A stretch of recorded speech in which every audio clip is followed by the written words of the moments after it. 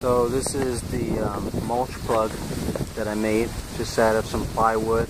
Actually, it's plywood that I use for the sides of my trailer over there. What scraps I had left, I just cut it up into this rectangle.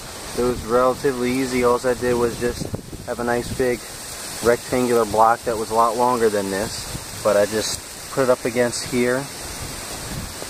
And I clamped it, you know, either if you have vice grips or any kind of clamp, you just clamp both sides so it stays stable. And then I just went on the inside here, you know, on the inside of the wood that came up. It came up above here or so. So on the inside here, I just took a marker or a pencil and just drew a line on the inside there, just so that I knew exactly where to square it off. And then I just took my circular saw and just cut along that line. And then I also drew a line down on this side too, on the inside, just to make sure that it was even on both sides. And I cut that, and I just got a nice rectangle. And then I also, where these bolts are, my deck, my chute has two holes, one here and one over here, obviously for some other Toro attachments that you can buy. So I just utilize those holes. I just drilled the right size holes in both spots here, and I found some scrap bolts and nuts that I had in my toolbox, and I just bolted on, just finger tighten. That's good enough. And then this comes down over top of it, gives it a little bit more security up here. Not that it's going anywhere anyway, but you know, it'll keep from any other stuff flying up in there. And that's it. You just drive around and it keeps everything from shooting out. Now when you're going over thick leaves and, you know, just a lot of quantity of, you know, it's going to start blowing out of all the cracks and sides and all around here, primarily on this side because that's where everything is being directed to, but sometimes it comes out, leaks out here too.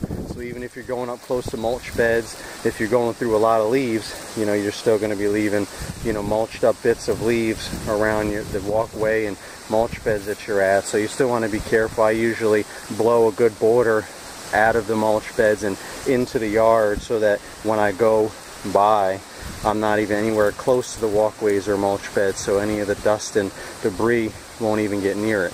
So, but yeah, that's it. Pretty easy. You know, the only pain is that, you know, on the fly, if you want to stop doing that, like I do a lot when I'm doing leaf cleanups, I'll mulch it all up, and then sometimes I want to take this off and then put the chute down just so I can use it as a blower and just blow all the leftover bulk along the edges off into the perimeter of the yard or into the woods or whatever, or into a pile for me to rake up and bag or whatever the situation is. So that's just a pain because you got to stop for a couple minutes and that's why I say hand tighten it is good enough, because it's not going anywhere, and then you can just unscrew it real quick. You don't need any tools with you or anything. And then if you need to put it back on again, you just screw it back on and you're all set. So eventually I would like to get a chute gate blocker so that you can adjust it on the fly while you're driving. You know, you can have it half open or whatever, or all the way open and fully closed. So that's pretty cool. I've seen some mowers now, I think it's the John Deere Standards now, actually has a new mulch on demand with a little button up here that you just click the button, and then a little chute comes down on the inside and closes that off, and it becomes a mulcher. So that's awesome. But I mean, I don't know how the rest of the mower is. I'm not gonna invest that much money just for that chute blocker, but it is a good selling point. But for now I use this and it's been working fine, and we'll see what I move up to in the future.